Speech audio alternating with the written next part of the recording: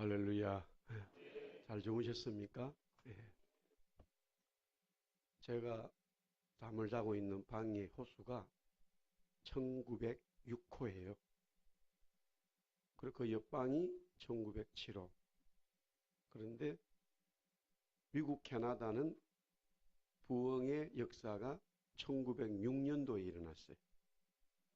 평양은 대한민국 조선은 1907년.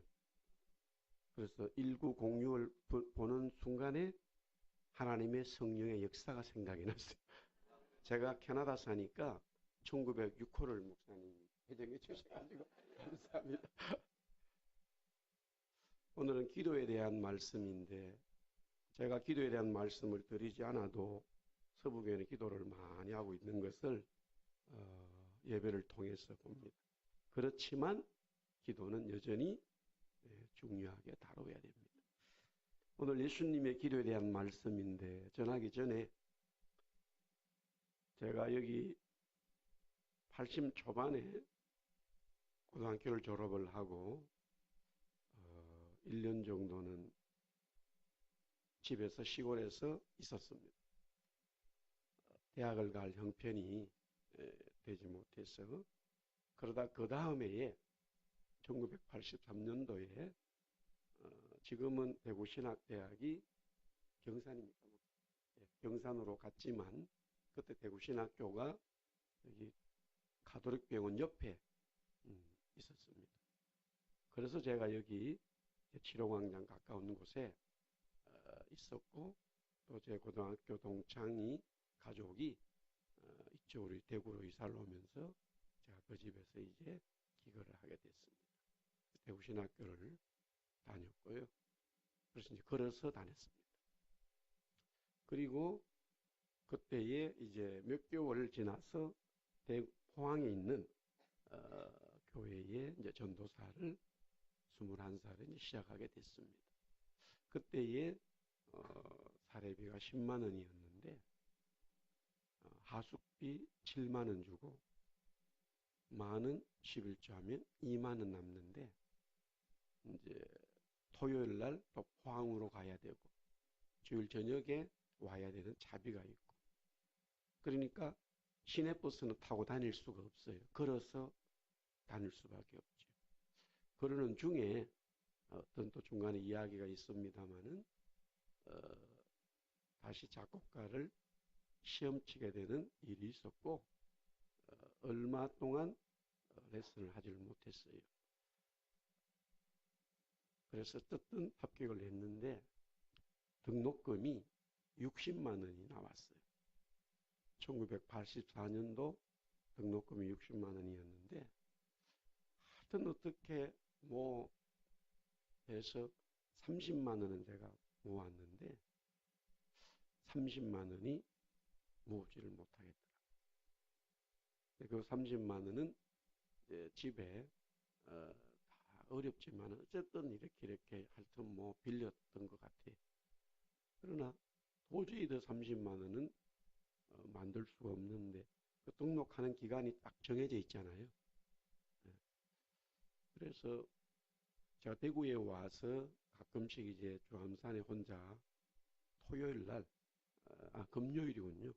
금요일 날 가서 어느 한 나무 있는 산 중턱에 자리를 제가 기도하는 자리가 있었어요. 그래서 밤새 기도하고 아침 일찍 이제 토요일 아침에 여기 하숙집으로 왔어요. 뭐 매주 간 건 아니지만 그래도 자주 갔어요. 그래서 금요일 날 또 혼자 가가지고 분명히 하나님께서 이렇게 그 대부신학교를 다니다가 그만두게 하고 작곡가 합격을 시킨 것은 하나님의 또 그런 일들이 있었어요. 근데 등록금이 없으니까 뭐 어떻게 할 수가 없더라고요. 그때 제가 남태선 목사님을 좀 알았더라면 좀 30만 원 좀 달라고 했을 텐데 그때 몰랐어요 제가. 대구에 아는 사람이 없고 이래가지고. 그래서 이제 산에 가서 혼자 뭐 다른 기도가 있겠습니까? 근데 기도할 때 좀 잘해야 돼요. 30만 원 달라고 기도하면 안 되고 한 300만 원 좀 달라고 기도해야 되는데 늘 우리가 기도에 진짜 들어가면 꼭 필요한 것만 진실되게 나오게 돼 있고 또 하나님은 그것을 응답하게 돼 있어요. 그러면서 하나님은 이제 멀리를 보시는 거죠. 그분은 우주를 창조하시고 주관하시는 분이잖아요. 그래서 뭐 밤새 그냥 울고 기도하고 이제 토요일 날 아침에 내려왔고요. 그때 포항에서 이제 사역을 하다가 합격을 하면서 잠깐 서문시장 안에 있는 서자로 시작하는 서부교회 비슷한 교회 이제 문이 있는 교회 잠깐 이렇게 그게 이제 저희 선배 분이 이름을 대면 다 아시고 목사님 너무 잘 아시는 분인데 그때 그분이 교육 전도사를 하고 있었어요. 잠깐 같이 예배를 이제 드렸어요. 3부 예배를 마쳤는데 그때 80년도 초반에 한 1,500명 될 것 같아요. 그때 당시 3부 예배 얼마나 많습니까? 예배를 드리고 나오는데 어떤 젊은 분이 제가 계단에서 내려오는데 막 사람들이 내려오잖아요. 쫓아오더니만이 저에게 봉투를 하나 주고 가버렸어요. 제가 모르는 사람이잖아요. 근데 이게 분명히 돈인 것은 틀림이 없어요. 근데 그 자리에서 화장실에 가서도 가서 보고 싶은데 도저히 볼 수 없겠더라고요. 주머니에 넣고 다시 버스를 타고 하숙방에 왔어요. 그래서 제 방에 와서 그걸 꺼내보니까 돈이 30만 원이 있더라고요. 그래서 또 그 순간에는 300만 원을 달라고 할까 그 생각은 못했어요. 그 30만 원을 받고 얼마나 울었는지 혼자 울었어요. 그렇게 해서 주일 지나고 월요일 날 대구은행에 이렇게 등록을 했어요. 그러면서 제가 이렇게 기도했어요. 주님, 이런 기도는 오늘로서 족합니다. 기도의 응답은 좋지만 너무 사람이 피를 말려. 하나님이 저에게 지혜를 주셔서 등록금을 안 내고 다닐 수 있도록 그게 오히려 속 편하겠습니다. 그래서 4년 동안 등록금 안 내고 다녔어요. 네. 기도는 참으로 살아있고 중요합니다. 주님이 십자가 지시기 전에 기도한다는 것은 너무너무 우리가 잘 압니다만 이 내용을 보면 제가 어제 말씀드린 예수님은 하나님의 아들로 메시아로 오셨지만 그는 지극히 사람이라는 거예요. 그래서 오늘도 사람으로서의 기도의 모습이 있고 하나님의 아들로서의 응답받는 모습이 있어요. 교회는 정말로 살아있는 교회, 기도가 불이 붙고 응답이 있는 교회는 이 두 가지가 항상 있어야 되는 거예요. 사람의 모습이 없고 성령만 역사한다? 거의 시간 지나면 하나님께서는 그렇게 은혜를 주실 수도 있어요.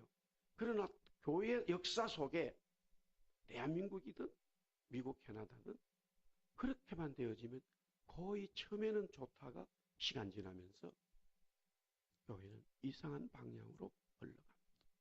왜? 마귀도 함께 신비적인 것만 일어나기 시작하면 영적인 하늘나라의 일만 이 땅에서 일어난다면 좋아요. 그러나 마귀도 그런 일을 하기 때문에 사람들은 현혹된다 이 말이에요. 그러면 사람들의 일, 사람 모양, 완전한 사람인 이 예수님의 모습만 교회에 있다면 너무나 교회는 힘들어요. 부닥쳐요. 눈물만 있어요. 슬픔만 있어요. 문제 덩어리만 있어요.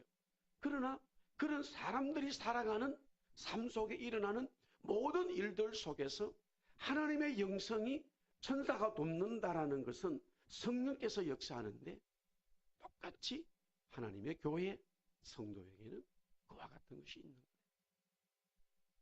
할렐루야. 먼저 예수님의 기도의 외형적인 모습을 보면, 오늘 22장 39절에 보니까 우리 같이 한번 읽을까요? 기도의 먼저 외형적인 모습입니다. 누가복음 22장 39절 시작. 예수께서 나가사 습관을 따라 감난산에 가심에 제자들이 가라. 여기서 습관이라고 하는 것은 시간을 말하고, 감난산이라고 하는 것은 장소를 말하는 거예요. 그러니까 기도가 무시적으로 또 아님 어려움이 있을 때에 기도합니다마는, 그거와 무관하게 기도에 내가 장소를 정해놓고 시간을 정해놓고 규칙적으로 계속 기도하는, 우리 대한민국, 우리 한반도, 우리 대한민국은 너무 교회는 좋아요. 이민교회도 그것을 따라가고 있어요. 새벽이라고 하는, 여기는 5시고 저희는 6시에 합니다. 장소가 이미 정해져 있어요. 시간이 정해져 있어요. 거기에 내가 맞추어서 계속적으로 기도의 훈련을 하는 거예요. 기도의 트레이닝을 하는 거예요. 그러니까 응답이 있든 없든 관계없이 기도라고 하는 시간과 장소를 정해놓고 계속적으로 기도하는 거예요. 예수님이 인간으로 오셔서 이 부분을 늘 순종했다는 거예요. 만들어갔다는 거예요. 다니엘서 6장 10절에 보니까 다니엘이 예루살렘으로 향한 창문을 열고 자기 집에 돌아가가지고는 윗방에 올라갔다. 여기서 윗방에 올라갔다는 것은 장소를 말하는 거예요. 다니엘이 총리였습니다마는 항상 기도의 장소가 있었어요. 자기 방 위층에 기도방을 만들어 놓고 다니엘은 그 장소에서 기도했다 이거예요. 하루 3번이라고 하는 것은 기도의 시간을 말합니다. 굉장히 중요하죠. 문제가 생겼을 때 집중적으로 하나님 도와주세요, 하나님 응답해 주세요 라고 기도하는 거 굉장히 좋습니다만은, 문제가 있든 없든 기도의 시간과 장소를 정해놓고 계속 기도해가는 거예요. 운동도 그렇죠. 운동도 계속 똑같은 일을 반복하는 거예요. 그것이 하나님의 교회, 주님의 교회 성도들이 기도의 중요한 외형적인 모습인데, 예수님도 그렇게 했다 이거예요.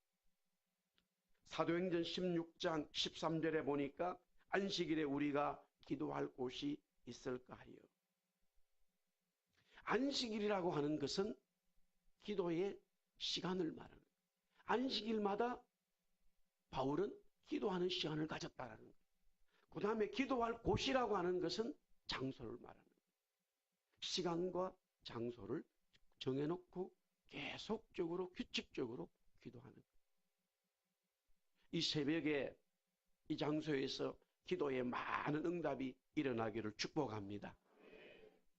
이제 내년에 아마 새 건물로 성전으로 들어가겠죠. 그 장소가 정말로 기도에 놀라운 응답이 있는 장소, 또 새벽에 엎드려서 금요 기도에 엎드려서 성도들이 예배하는 그 시간에 하나님의 역사가 있어야 합니다. 만약에 하나님의 역사가 없는 장소가 되어버린다면 여러분들의 교회는 영적으로 쇠퇴할 것입니다. 좋은 장소와 시간을 정해놓고 기도하는 그곳에서 하나님의 성령의 응답이 있어야 된다 이거예요. 그게 기도에 불이 붙어져야 된다 이거예요. 사도행전 계속해서 16장 25절에 보니까 한밤중에 바울과 실라가 기도하고 하나님을 찬송하며 제수들이 듣더라. 제수들이 듣는 그곳은, 장소는 감옥이었습니다. 한밤중이라고 하는 것은 시간을 말하는 거예요. 지금 바울과 실라는 한밤중이라고 하는 시간 속에서 그 감옥이라고 하는 장소에서 하나님 앞에 기도하고 있더라. 할렐루야. 436장 찬송.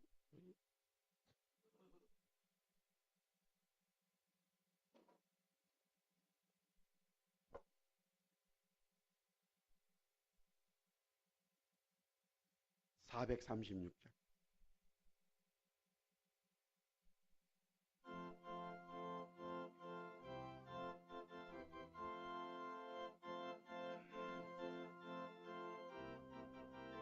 조금 느리게 할게요. 나 이제 주님의 새 생명 얻은 몸, 옛것은 지나고 새 사람이로다. 그 사랑 내게 강같이 흐르고 그 사랑 내게서 해같이 빛난다. 영생을 누리며 주 아래 살리라. 오늘도 내일도 주 함께 살리라. 네, 됐습니다. 제가 2017년 12월 첫째 주부터 3월 중순까지 일주일에 3일을 14주를 했어요. 토탈 그러니까 40일이에요. 14주째 되는 날은 그 주간은 하루, 13주 동안 풀로 매일 3일씩 이제 3일간 금식을 했어요. 하나님 앞에 기도해야 될 일들이 있어가지고요. 그 일이 끝난 이후에 이제 하나님께서 많은 은혜의 보너스를 주셨는데 3월 중순에 끝나고 그 기간에 저희 아들이 2월 달에 결혼식이 있었어요. 사돈 안사람 되는 분이 학교 선생님이라 겨울방학, 여름방학밖에 안 되는데 여름에는 또 저희도 많이 사역이 있고 바쁘고 해서 겨울에 방학 때 온다 이거예요. 제가 금식 기간이니까 3일씩 금식을 해야 되니까 결혼식이 또 토요일이라 토요일 5시에 끝나거든요. 수요일 5시에 시작해서. 그리고 주일은 지나고 월요일부터 조금 먹다가 또 금식을 해야 되죠. 그러니까 몸무게가 엄청 많이 빠졌는데 뭐 그냥 진행을 했어요. 그리고 2018년 3월에 끝나고 이제 2018년 여름 지나고 겨울이 오는데 비가 많이 온다고 그랬잖아요. 비가 오기 전부터 이제 아프거든요. 너무 많이 아프거든요. 항상 침대에 누워있었어요. 너무 아프기 때문에. 1991년도 사건 이후에 계속 그런 일이 반복됐어요. 수십 년 동안 오는 나의 지병이었어요. 아무것도 할 수가 없어요. 근데 2018년 겨울이 되면서 그게 사라졌어요. 그래가지고 제가 우리 아내 처음에 안 아프길래 야 이거 이상하다. 계속 아프거든요. 이거 안 아프다. 우리 아내한테 말하고 우리 교인들에 말하니까 너무 저도 너무 좋았습니다만 너무 고통이 사라졌어요. 근데 금식 끝나고 한 몇 주 지났을 때에 밤에 잠을 자는데 며칠 동안 한 몇 주간 상간으로 하나님 주신 꿈속에서의 찬송이 있었어요. 제가 꿈속에서 찬송을 했어요. 그게 이제 그 중에 하나가 나 이제 주님의 새 생명으로 꿈속에서 찬송을 한 거예요. 제가 사절을 한번 해볼게요. 사절. 전사님이시죠? 네, 첫 음만 한번. 주 따라가는 길 험하고 멀어도 찬송을 부르며 뒤따라가리라. 나 주를 모시고 영원히 살리라. 날마다 섬기며 주 함께 살리라. 영생을 누리며 주 안에 살리라. 오늘도 내일도 주 함께 살리라. 할렐루야. 기도는 반드시 응답이 돼.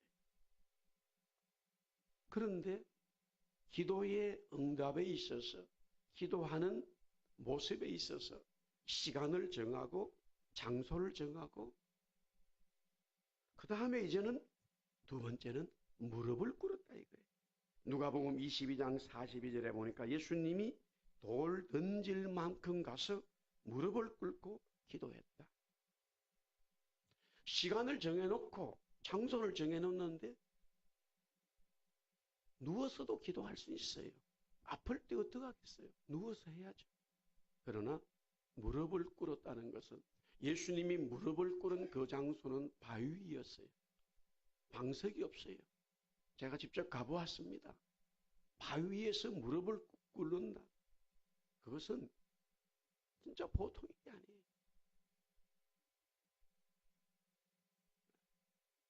저도 그래서 이제 예수님의 기도를 초창기에 제가 캐나다 가서 보면서 이 무릎 꿇는 이제 일단 훈련을 했어요. 처음에는 30분. 얼마나 막 발이 찌립니까? 30분. 일단은 기도가 응답이 있든 없든 훈련. 1시간, 1시간 반, 2시간, 3시간. 무릎 꿇는 꼼짝하지 않고 두 손 들고 하나님 앞에 기도와 시간을, 장소를 정해놓고 무릎을 꿇고, 처음에는 저희 집 지하에 이렇게 이제 하우스가 있으면 여기는 패밀룸이라고 그러는데요. 이렇게 지하가 있어요. 조그만. 여기서 무릎을 꿇고 훈련을 하는 거예요. 그러니까 그렇게 한 번, 두 번 계속 하니까 이제는 적응이 되고 기도에 실제적인 은혜들이 오는 거죠. 훈련이에요. 예수님도 무릎을 꿇고 했어요. 하나님의 성도가, 주님의 신부가 무릎을 꿇고 주님 앞에 손을 들고, 여기 이제 세 번째 예수님은 간절함이에요. 누가복음 22장 44절. 시간과 장소를 정하죠. 무릎을 꿇었죠. 두 손을 들고 기도하면서 간절하게 땀이 피로 변할 정도로 너무너무 간절히 하는 거예요. 하나님 도와주세요. 하나님 도와주세요. 주님 아버지 도와주세요. 라는 주님의 그 간절함이 하나님의 마음을 감동시키는 거죠. 할렐루야.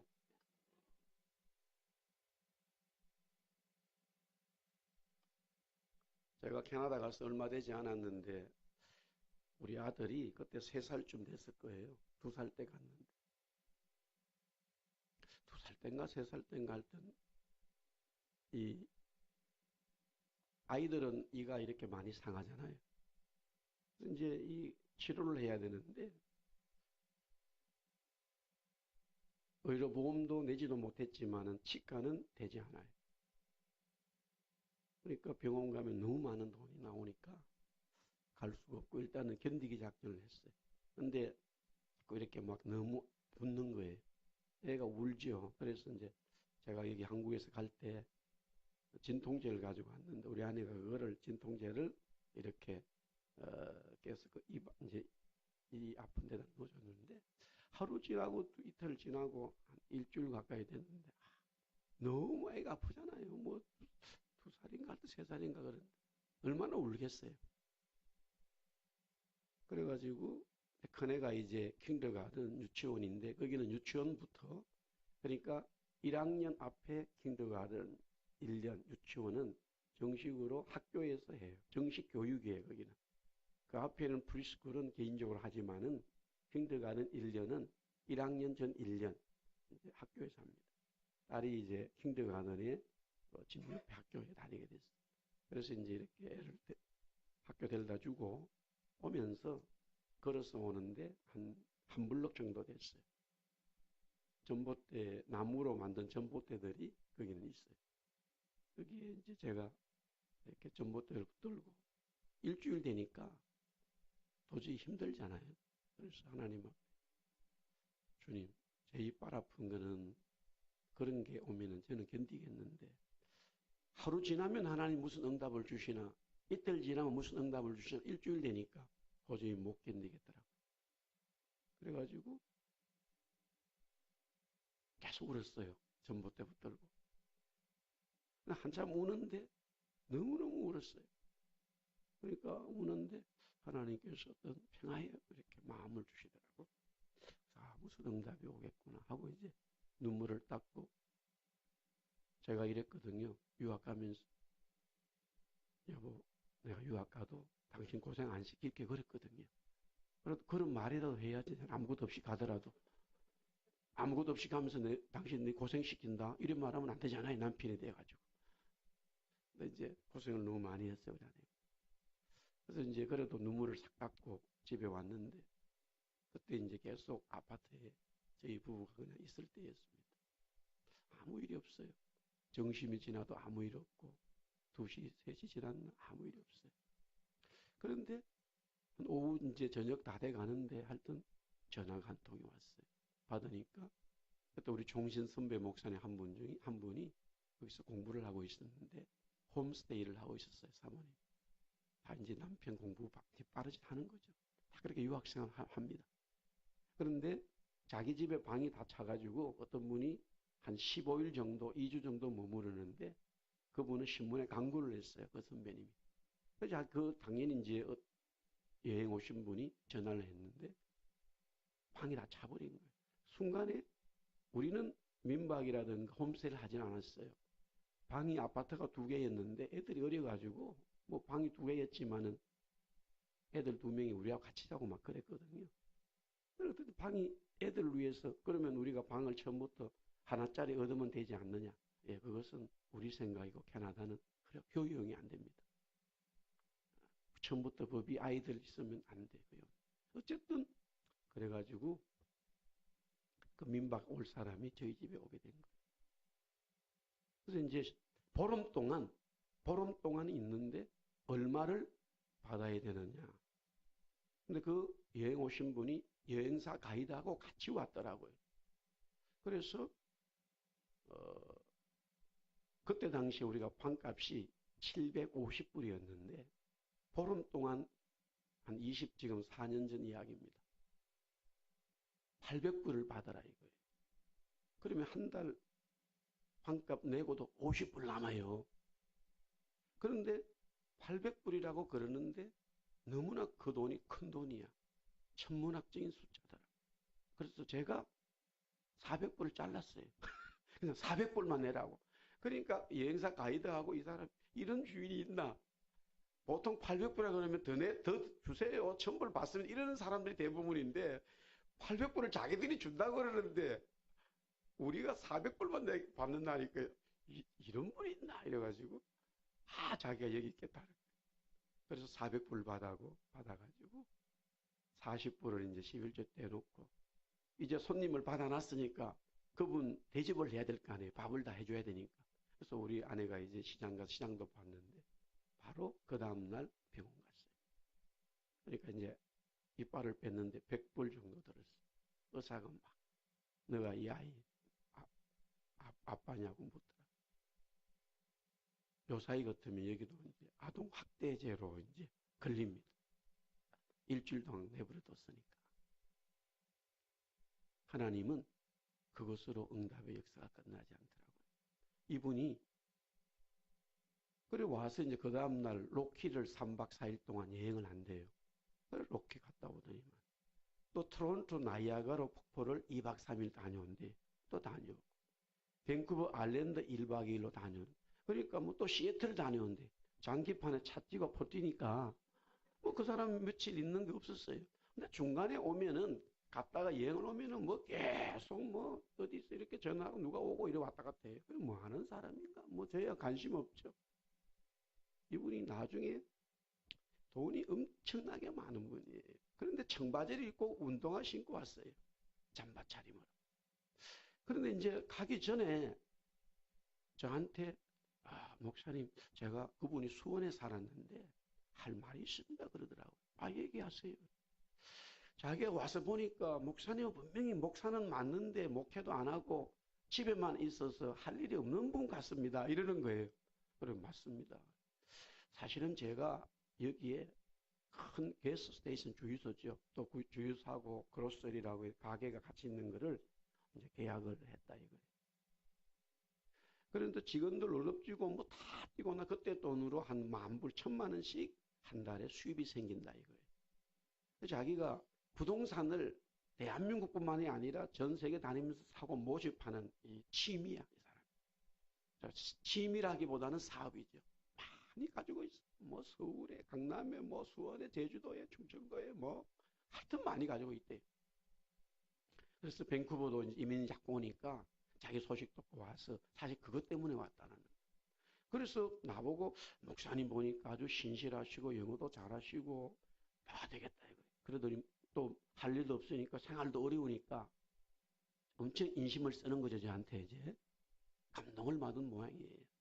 그래서 5,000불은 은행에 두고 나보고 그걸 관리 좀 해주시고 직원들 5,000불 이제 생활비 써라 이거예요. 제가 아멘 했을까요 안 했을까요? 제가 아멘 하면은 왜 목사합니까? 제가 아멘 하면은 왜 목사예요? 신학교 할 필요 없어요. 제가 그랬죠.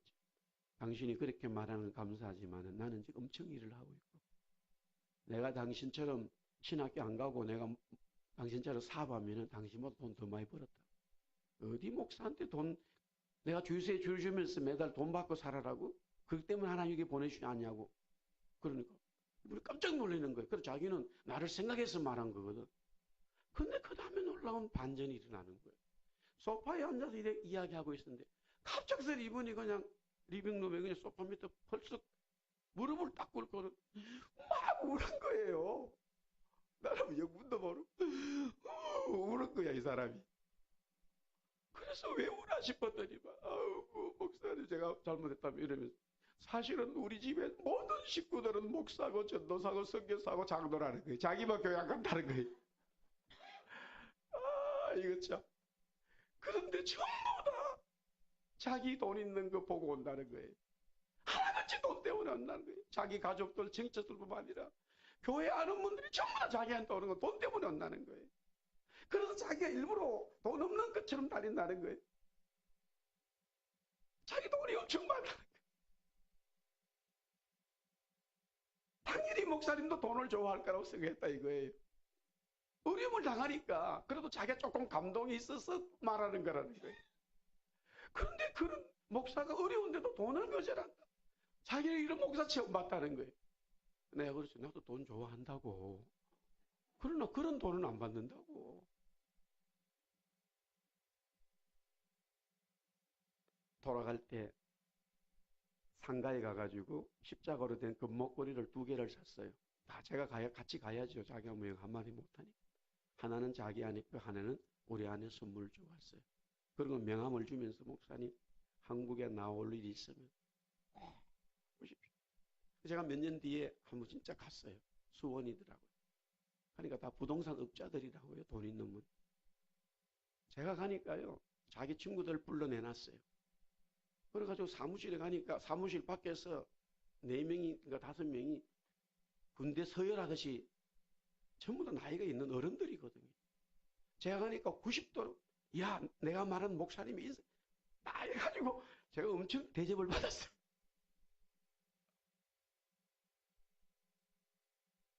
간절함은 하나님의 놀라운 역사를 이루는데 지금 예수님이 기도하면서 힘든 그것도 응답이 됐지만 이 간절함이 모든 사람을 구원해내는 그 역사가 되어버렸다 이거예요. 정말로 눈물로 하나님 앞에 도와주세요. 하나님 도와주세요. 라고 기도할 때에 하나님은 그 문제도 응답하시지만 우리가 알지 못하는 더 큰 일들을 벌이더라 이거예요.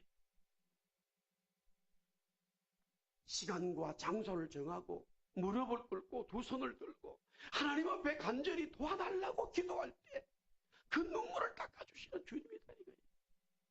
병든 자들이 마찬가지예요. 진짜 병든 자들이 간절함이 없어요. 저도 치료를 받았지만은 거기 있으면서도 죽을 병 걸린 사람들 하나님 많이 치료시켜 주셨어요. 제가 치료받았는데 다 받을 수 있죠. 제가 살았는데 다 받을 수 있는 거예요. 복음은 모든 사람들을 위한 거예요. 이 복음의 역사는 모든 민족과 열방으로 누구에게나 적용되는 거예요. 저만 가지는 거 아니에요. 할렐루야. 기도의 힘이죠. 자, 기도의 그런 외형적을 떠나서 목적이 있습니다. 이제 기도의 실제적인 목적이죠. 왜 기도하냐 이거예요. 장소와 시간을 정해놓고 무릎을 꿇고 두 손을 들고 하나님 앞에 간절히 기도하잖아요. 그러면 기도의 내용이 중요합니다. 오늘 여기에 22장 42절에 제일 기도에 중요한 것은 먼저 마태복음 6장 33절에도 너희는 먼저 그의 나라와 의를 구하고 그 다음에 우리에게로 돌아오는데 항상 기도의 순서도 하나님의 뜻에 부합돼야 돼요. 아멘. 하나님의 뜻이에요. 예수님도 기도하면서 먼저 수직적인 하나님과 자기와의 관계를 설정하는 거예요. 여기서 중요한 진리가 있습니다. 병들었죠? 물질이 필요하죠? 아니면 어떻든 우리 간절함의 기도가 있다고 가정하자고요. 그러면 여러분이 기도하면서 먼저 내 문제를 해결하려고 하는 것을 중심을 둬버리고 기도가 시작돼 버리는 거예요. 물론 하나님이 불쌍히 계셔서 응답하시지만 원칙은 아니에요. 내가 몸이 아프고 물질이 필요하고 어떤 해결해야 될 문제가 있어서 하나님 앞에 두 손 들고 정말로 무릎을 꿇고 간절하게 주님 도와달라고 기도하는 자세로 엎드렸을 때에 그 기도의 문이 처음에는 그 물질 달라고 하겠지만은 정말로 기도의 내용은 어디로 먼저 가야 되냐면 그 문제를 접어두고 하나님과 나와의 만나는 시간이 돼야 된다 이 말이에요. 하나님이 무엇이라고 말씀하시는가? 하나님이 왜 이를 만드셨는가? 하나님의 뜻이 왜 이렇게 되어졌느냐? 그 답을 알아야 되는 거예요. 그것을 알고 나면 평안이 오기 시작하죠. 그게 먼저 그의 나라와 의를 구하는 거예요.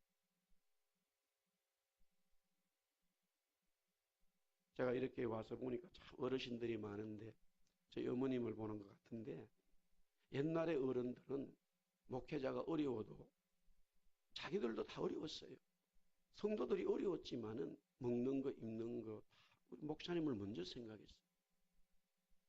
그래서 지금은 교인들의 생활 수준이 엄청 높아졌는데 반대로 목사에게 안 해주려 하는 생각을 자꾸 가지고 있어요. 옛날엔 어려웠는데도 불구하고 교회 종들과 다른 사람들을 먼저 생각했는데 지금은 너무 풍성한데 줄 생각을 안 해요. 우리 한국교회도 서서히 그렇죠. 이민교회는 아주 심합니다. 아주 심해요. 제가 지금 20년째 이제 이민교회 하고 있습니다만 정말 우리 식구들로 시작한 교회 하나님 복을 많이 주셨어요. 주님 말씀하신 대로 서번트 리더십이에요. 다 섬기는 거예요. 하나에서부터 10가지 섬기는 거예요. 모든 게 섬기는 거예요. 여기에서 우리가 주님이 엎드려서 기도했을 때에 깨달은 것은 하나님의 뜻이에요. 물론 처음에 너무 힘듭니다. 이 십자가를 질 수가 없어요. 그 문제를 놓고 기도하기 시작합니다. 돈 주세요. 몸이 아픕니다. 아이 문제 있어요. 사업에 막혔어요. 시작하지만 그것은 기도라기보다는 나의 부르짖음이에요. 나의 떼쓰는 거예요. 그러나 정말로 기도가 시작됐다는 것은 이 통화가 시작되는 거예요. 누구와? 하나님하고. 할렐루야. 그것은 바로 하나님의 뜻을 알기 시작한다.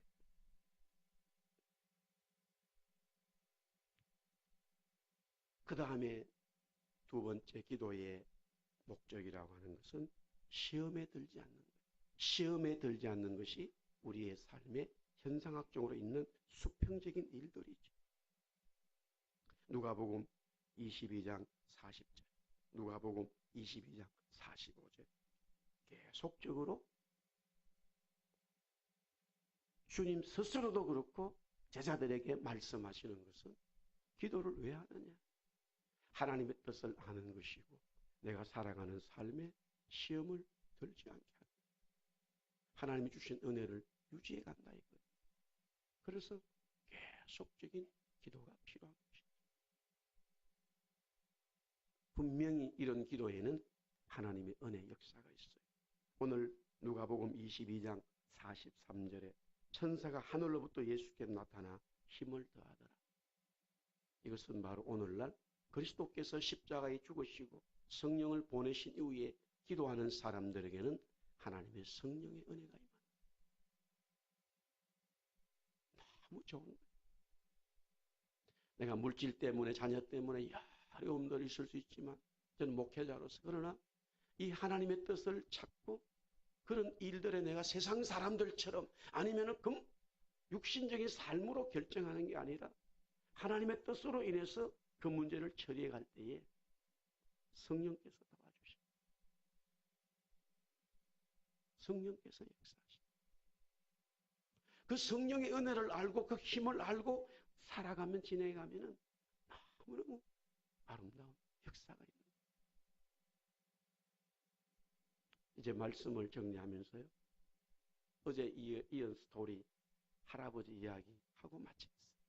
그분이 결국 이제 연세가 80이 넘으셨는데 어느 날 한국을 갔다 오시다가 공항에서 쓰러셨어요. 자기 여기 목에다가 제 전화번호를 적어놨어요. 혼자 사셨기 때문에. 근데 나중에 보니까 부인이 있는데 자기 부인은 큰아들하고 살고 이분은 다른 여자의 80이 있어도 관심이 많은 분이에요. 돌아가시기 때문에 사실 서울의 유명한 극장 사장이었어요. 그 옛날에. 일명 한량이에요. 그래도 어떻게 복음을 알아들었는지. 그런데 공항에서 쓰러져가지고 전화가 저한테 왔어요. 공항 가까이 있는 병원에 입원이 됐어요. 그래서 이제 아내하고 갔습니다. 코마 상태가 됐고 아무것도 움직이지를 못했어요. 제가 그때 이제 2주간 동안 그냥 거기 병원에 계속 있었어요. 아내가 뭐 음식 갖다 주면 먹고 왔다 갔다 하면 저는 거기 있었고. 계속 옆에 그냥 같이 있는 거예요. 그게 목회였어요. 한 영혼 사랑하는 거예요. 꼼짝하지 않았어요. 그러고 나서 진짜 이 할아버지가 깨어났어요. 깨어났는데 천국과 지옥을 갔다 오셨더라고요. 그러고 나가지고는 너무너무 제 말을 잘 들었어요. 근데 그 약도 한 달 지나니까 또 안 듣더라고요. 그래서 막 그때는 제가 시키는 대로 다 했어요. 그때는 한 달 지나니까 이제 또 자기 하고 싶은 대로 하는 거예요. 장목 자, 그분이 이래요. 어느 날 예배 마치고 나면은 장목사 할 얘기 있어. 예. 몇 날 며칠 10시까지 자기 아파트로 오라 이거. 한 2주 3주 뒤에 이야기예요. 자기가 병원을 가야 된다. 어디 가야 된다. 제가 이제 차로 모시고 가는 거예요. 예, 알겠습니다. 저도 이렇게 적어놨잖아요. 그러면 됐잖아요. 그러면 예배 마치고 집에 가서 다 씻고 한 저녁 7시, 8시 되면 전화가 따라랑 와요. 장 목사 나야. 몇 날 며칠 몇 시 기억하고 있지? 끊어버려요. 그 다음 아침에 또 전화 와요. 저녁에 매일 2번씩 전화 옵니다. 제가 그랬잖아요. 그분은 3번 이상 만난 사람이 없다고. 보통 꼴이 아니에요. 밴쿠버 공항에 딱 나오면은 지점장이 다 나와요. 대한항공 직원들이. 높아서가 아니에요. 얼마나 괴롭히는지 몰라요. 마음에 안 드는 거 다 적어가지고 본사 직접까지 확인하고 다 줘요. 사장 만나가지고 얘기 다 합니다. 보통 문제가 아니에요. 모든 인생의 삶을 그렇게 살았어요. 그리고 나서 한 2달 있었는데 또 쓰러졌어요. 그런데 이제 2번째 쓰러졌을 때는 저희 집 가까운 병원에 갔는데 이제는 의사가 그렇게 말하더라. He almost passed away. 그 말은 이제 곧 죽는다 이 말이야. 너는 담임 목사인 줄 알지만은 가족들에게 알려라 이거예요. 그래서 우리 아내가 저 캐나다의 다른 쪽에 있는 부인 전화번호 알고 있었거든. 전화를 했는데 오질 않는 거예요. 안 와. 계속 안 오는 거예요. 저 남편이 곧 죽는다고 해도. 그래서 이제는 방향을 바꿔가지고 아들한테 전화했어요. 큰아들한테. 아들이 왔어요. 아들이 봤더니만은 보니까 아버지가 다 죽어 하잖아요. 엄마한테 전해 그 다음날 왔어요. 한국에서 동생들이 다 왔어요.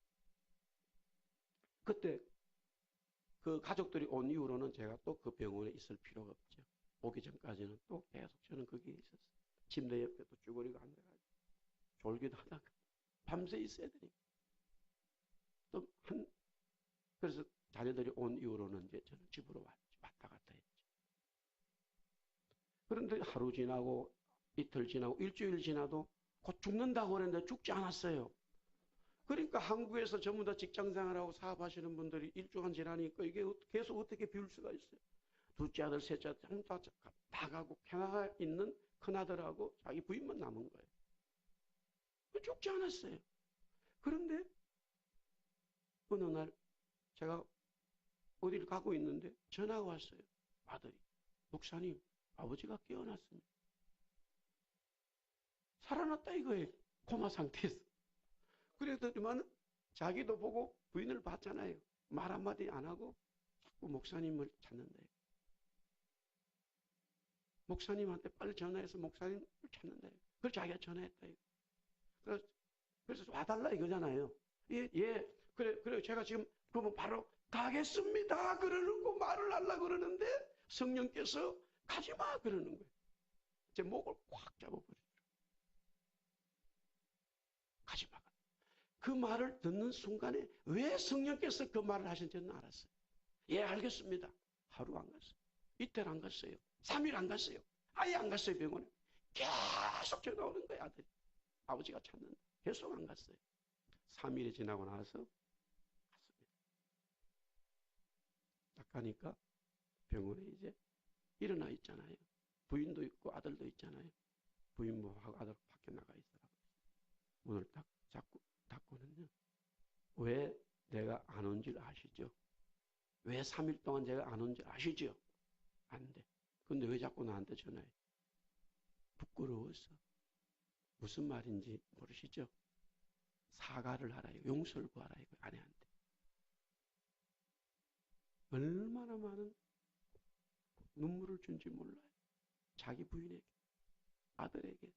원수예요. 아버지가 아니에요. 남편이 아니에요. 하나님은 그 영혼을 사랑하셔서, 이야, 저는 그런 분이 구원받았어요. 제가 여기서 정말로 일일이 얘기 못하는데, 그 노인방에 들어가면, 정말로 우리가 말할 수 없는 이야기 누가. 그런 노인을 저희 보고 5년 동안 섬긴 거예요. 그래서, 이제 부인 들어오라 그랬어요. 혼자 들어왔잖아요. 손을 잡으라 그랬어요. 손을 딱 잡고, 여보, 미안하다. 잘못됐다. 평생 너 고생시켜. 딱 그 말 하는데 그 말이 떨어진가 순간에 그 부인은 막 계속 우는 거예요. 계속 우는 거예요. 하염없이 우는 거예요.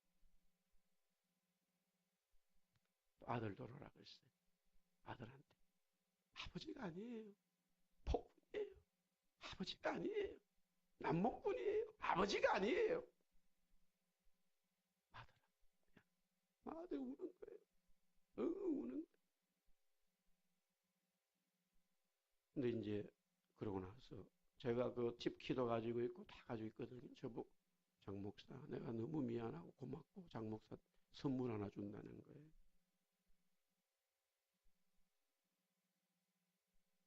그 통장이 2개가 있는데 거기 있는 돈을 한 10만 불 되는데 내가 선물로 장 목사 준다 이러더라고요. 제가 거절했죠. 마음은 감사하지만 제가 거절합니다. 가족에게 주세요. 그러고 나서 그 다음날 돌아가셨어요. 너무너무 환한 얼굴로 돌아가셨어요. 장례식을 집정하고 그게 제 첫 목회의 시작이었어요. 이런 일을 당하면서 하나님 왜 이 남몽꾼 같은 이 골치 아픈 노인을 우리 부부로 하여금 5년 동안 섬기겠습니까? 하나님 뜻이 어디입니까? 한 번도 5년 동안 한 번도 그 어른에게 화를 낸 적이 없어요. 어떤 대꾸를 단 적이 없어요. 한 번도 없어요. 10시에 약속을 했잖아요. 한 5분 늦었어요. 2주 뒤에 이제 제가 5분 늦어주잖아요. 저도 맡길 난리가 나는 거예요. 내가 2주 전부터 매일 2번씩 전화했다 이거예요. 그런데 5분 늦었다 이거예요. 막 난립니다. 아유 어르신 5분 늦었네.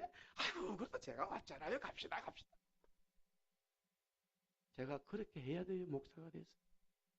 하나님이 나를 목사로 만들어 그런 걸 원하시는 거예요. 저도 배울 만큼 배웠어요. 만약에 우리 아버지였다면 아버지가 그럴 수 있어라고 말했을 거예요. 목사가 되니까 못하겠더라고요. 어릴 때 어머니한테 했던 이야기가 너무 생각이 나서 어머니 모시고 다 용서를 구했어요. 어머니 마음 아프겠다. 젊었을 때 대꾸했다. 어머니 잘못했다. 아유 우리 어머니 그래요. 아유 아들 목사님 그런 말씀 마세요. 우리 어머니 근사님이죠. 성령께서 도와주는 거예요. 할렐루야. 사랑하는 우리 성도 여러분, 주님이 하신 교회의 기도가 여러분의 기도가 되길 바라고 새 성전에 들어가서 기도의 불이 붙어서 교회의 하나님의 성령의 역사가 활발 타기를 살아계신 예수님의 이름으로 축원합니다. 기도하겠습니다.